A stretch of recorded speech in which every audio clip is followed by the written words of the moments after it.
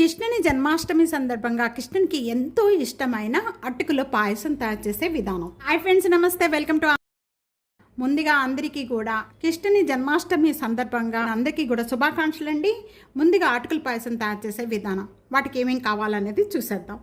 ఇక్కడ నేను 1 కప్ అనేది అటుకులు తీసుకుంటే 3 కప్స్ అనేది కావాలి. అలాగే మీకు ఇష్టమైన డ్రై ఫ్రూట్స్ అన్ని మీరు ఈ బెల్లం ప్లేస్లో షుగర్ కూడా యాడ్ చేసి తీసుకోవచ్చు. ఇక్కడ కొద్దిగా నెయ్యి స్పూన్ అనేది ఇక్కడ నెయ్యి యాడ్ చేస్తున్నానండి. ప్యాన్లో నెయ్యి అంతా కూడా బాగా మెల్ట్ అయిపోయింది. మీకు ఇష్టమైన డ్రై ఫ్రూట్స్ యాడ్ చేసుకోవచ్చండి. ఇదే విధంగా ట్రై చేయండి. ఈ డ్రై ఫ్రూట్స్ అన్నీ కూడా బాగా వేగిపోయినాయి. ఇవన్నీ వేగిపోయిన వెంటనే కూడా ఒక బౌల్లోకి యాడ్ చేసేస్తున్నాను. ఇక్కడ సేమ్ ప్యాన్లో ఇంకా నెయ్యి కూడా యాడ్ చేసుకొని అవసరం లేదండి. 1 కప్ అనేది అటుకులు యాడ్ చేస్తున్నాను. ఇక 1 మినిట్ వరకు కూడా అటుకులు వేయించుకోవాలి. ఇక్కడ నేను అటుకులు బాగా పల్సరి తీసుకున్నానండి. మీరు ఏ అటుకులతో ఇక్కడ అటుకులు 1 మినిట్ వరకు కూడా వేయించుకున్న వాటిలో మనం 1 కప్ తీసుకుంటే 3 కప్స్ అనేది పాలు యాడ్ చేసుకోవాలి.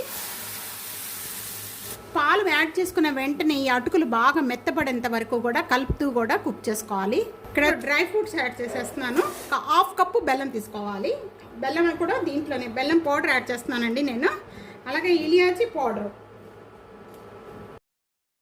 ఇవన్నీ కూడా యాడ్ చేసిన వెంటనే కూడా వీటిని బాగా కలుపుకోవాలి.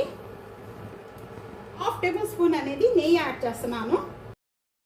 ఇక్కడ నెయ్యి యాడ్ చేసిన వెంటనే కూడా ఇంకా స్టవ్ ఆన్ చేసేద్దాం. ఈ విధంగా ఉండగానే దించేసుకోవాలి. కృష్ణుడికి ఎంతో ఇష్టమైన అటుకుల పాయసం రెడీ అయిపోయింది. తప్పకుండా ఇదే విధంగా ట్రై చేయండి. ఇది కొద్దిగా చల్లారిపోయిన తర్వాత చిక్కబడిపోతుంది. కృష్ణుడికి ఎంతో ఇష్టమైన నైవేద్యం అండి. అటుకుల పాయసం రెడీ అయిపోయింది. తప్పకుండా ఇదే విధంగా ట్రై చేసి మీకు ఎలా ఉందనేది కామెంట్స్లో తెలియజేయండి. ఫ్యామిలీకి, ఫ్రెండ్స్కి video share and like, comments, subscribe చేసుకోవడం అస్సలు మర్చిపోవద్దు. ప్రక్కనే ఉన్న బెల్ ఐకాన్ ప్రెస్ చేయండి. Thank you for watching.